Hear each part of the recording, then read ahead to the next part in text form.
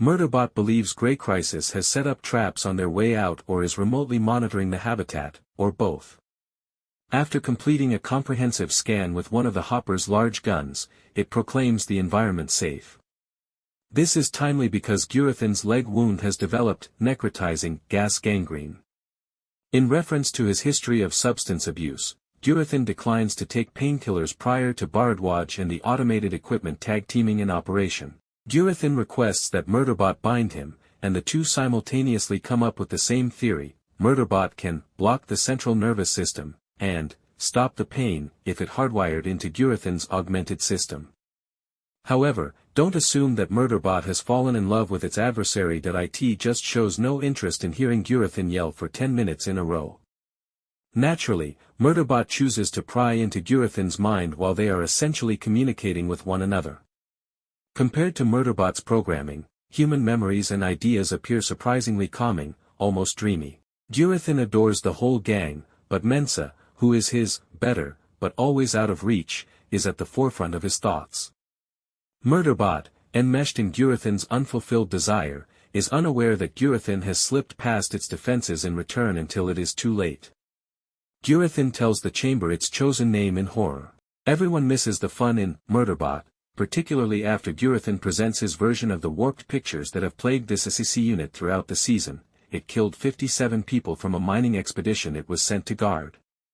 Panicked, distraught, and exposed, Murderbot strongly refutes the charge.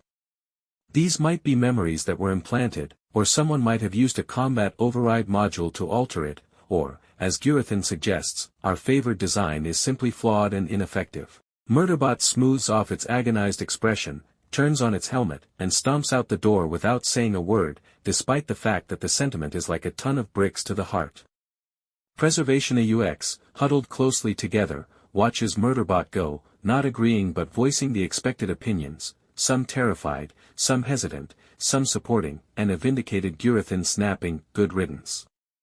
Although Mensah's soul has also suffered, they must accept its decision and concentrate on determining Grey Crisis objectives because their SecUnit is capable of making its own decisions. From what they understand, the planetary alien ruins hold the only logical solution. By murdering the Deltfall team, Grey Crisis hopes to gather and profit from the illicit materials while removing any possible competitors or witnesses. But unlike Preservation AUX, they haven't yet identified the location of the remnants, so they're giving our heroes ample time to either trick them into disclosing the location or torture them into doing so. Murderbot laughs at the unexpected turn of events, but as usual, it has to fix off-screen issues before it can see the next episode. Safely bringing a feverish Gurathin into the Preservation Alliance habitat's med bay is the top priority. Their unnamed adversaries must be waiting in the wings by now, prepared to make the whole team look like ducks in a shooting gallery. Murderbot watches the habitat from a distance and takes a transponder from a nearby tree limb. They had previously hidden the transponder away in case they needed to access data from the surveillance cameras in the habitat.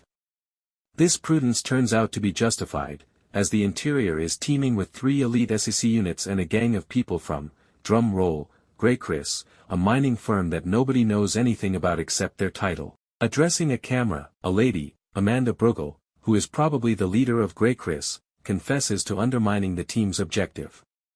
It's all a horrible misunderstanding, though. She transmits a rendezvous location and time before departing, making the most of the "if you want to leave this planet, we have to collaborate" angle.